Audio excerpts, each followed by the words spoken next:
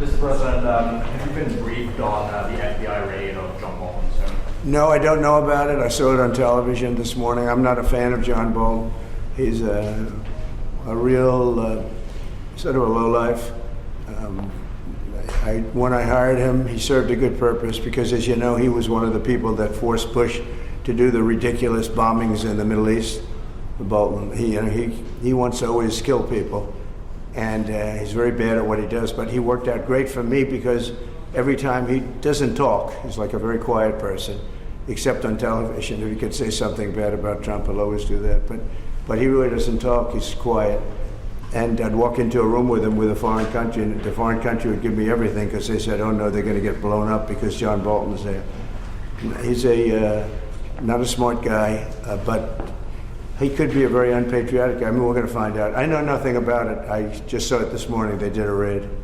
Do you expect the DOJ to brief you on this? Yeah, they'll brief me probably today sometime. And the foreign minister. I tell Pam and I tell the group, I don't want to know about it. Just you have to do what you have to do. I don't want to know about it. It's not necessary. I could know about it. I could be the one starting it. I'm actually the chief law enforcement officer, but I feel that it's better this way.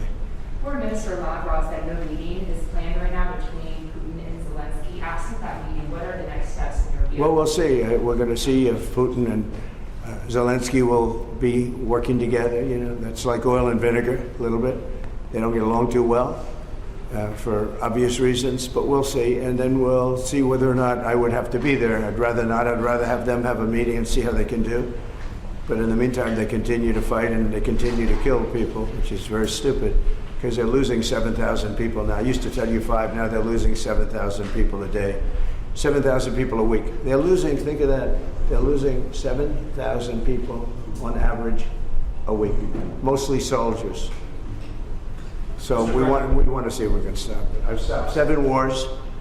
I'd like to make this one I thought would have been in the middle of the pack in terms of difficulty, and it's turning out to be the most difficult. With the launching of the White House TikTok account, are you no longer concerned about privacy?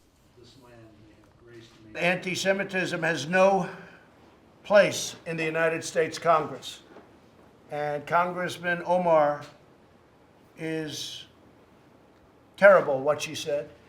And I think she should either resign from Congress or she should certainly resign from the House Foreign Affairs Committee.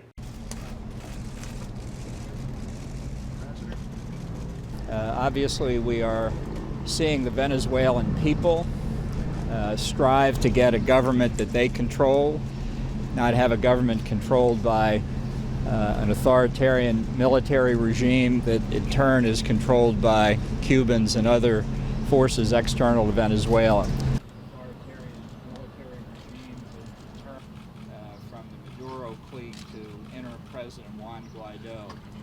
Thank you.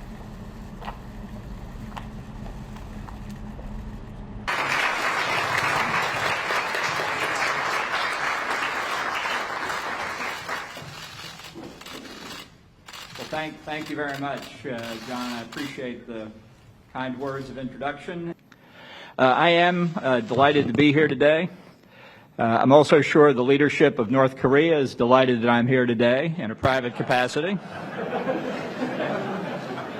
At least that's what I've read.